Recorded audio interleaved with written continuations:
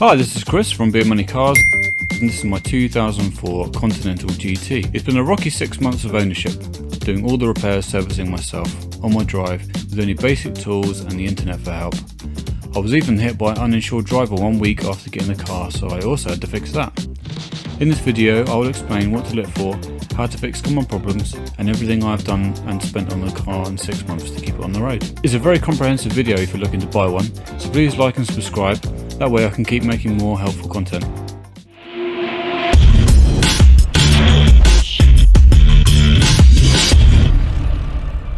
The Bentley Continental GT debuted in 2003. It was made to achieve 200 miles an hour and cost 120 to 170 grand. It was made on the already proven VW D1 chassis that is used in the Phaeton and the A8 to better the S-Class and 7 Series at the time. A8s and Phaetons regularly achieve mega mileage with no issues. In my opinion, the GT is the same league as the Aston Martin and Ferrari. There are a few cars available now that were over 100k when new, but I think the Bentley is the most reliable considering the performance. Also, with the large amount of crossover parts, it is the most affordable to maintain. I was really surprised how affordable the Bentley was to maintain if you do a bit of research, and I will go over everything I spent later in the video. With 4-wheel drive, being able to remap it to 680 bhp if you fancy more power, I definitely think it's worth a look now you can get one for under a tenth of the original price. I will list 6 points you should look for when buying a car in a moment, but this is what I ended up with. I spent about 2 weeks looking for one I could afford. Being a mechanic, this was more important to me than finding a perfect example, as I was looking forward to working on it myself. I found a place on eBay about an hour away from me that had 2 that needed work. The one I picked was backed into a blackberry bush, it had a flat battery, the rear suspension had dropped and had numerous lights on the dash. Apart from a small crack on the bumper, it didn't look to be too messed around with bodywork wise. It had 2 keys and the service book was up to date. It was quite high mileage at 97k, but these engines are bulletproof. Also from experience, high mileage cars don't put me off. I had trouble finding one under 16k at the time, so at 13.5 I thought it was an okay deal with the colour options. It got me home fine, and I got to the best bit about getting a used car and gave it a good clean. This is going to give you the best chance at avoiding common problems when you choose a car. First and most important, try and find one that has been garaged. The Audi VW D1 base is very reliable, with Phaetons and A8s regularly doing high mileage with no problems, but the Bentley body has problems getting rid of water if you keep it outside. Try and check the wiring under the scuttle panel while looking for any water and leaves. Also check for water and damp smells on the boot. Check the roof lining hasn't dropped. It's very common and a real ball-ache job to do. There's also a sign that water has been getting in the car. Check the centre brake light is working. It's a particularly pricey part and not easy to replace. Check the rear windows are working. The cables can snap on the regulators. It's a common place where water can get in if they fail. Drive the car and see if it is boosting properly. If the vacuum pipes have split, it's an engine out job to replace them.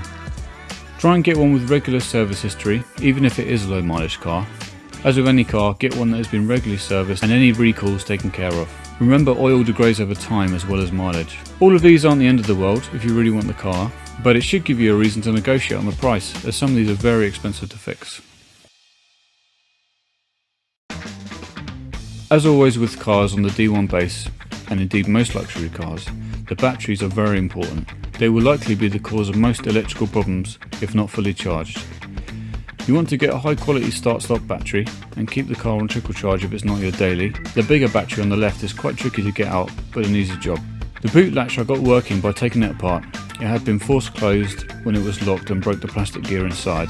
It's a unique problem to my car, so I'll keep looking for a reasonably priced one. It does work at the moment, but not properly. The wing was lucky fix. After getting nowhere online, I spoke to a few specialists. Some specialists aren't happy to recommend stuff over the phone, but I got lucky with one guy said to try the wiring in the boot. The bigger wires on the left of the loom and one on the right were clearly broken, so I cut them back into the car in the boot to replace them using soldering iron and some shrink tubing. It's worked ever since. While you have the boot carpet off, check the drainage pipes are clear and the 2 black tubs is not cracked, and grease up the cables and mechanism for the wing. The parking brake was a nightmare and was the longest thing to fix. I replaced the 2 rear motors that are the most common fault. These are the same as any car on the D1 base, so £40 each for Audi R8 was the best price I could find, rather than the £350 from Bentley. After no change, I went for the next most common, the actual switch itself. The problem is a fail-safe system inside the switch that needs 2 buttons to be pressed at the same time to activate the switch.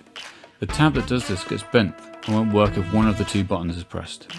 Either by bending the little tabs inside or getting a new switch, you can fix the problem. After this didn't solve the issue, it's very important not to just keep buying things and spending more money. I learned this the hard way with a Porsche Cayenne Turbo that uses a very similar PL71 base. So I plugged in my computer to get code 02443, control head electrical problem in circuit. I could not find anything relevant to this online, and even went to an Audi specialist, who with Vagicom could get the parking brake motors to work and code them, but not tell me what the actual problem was. So back to square one.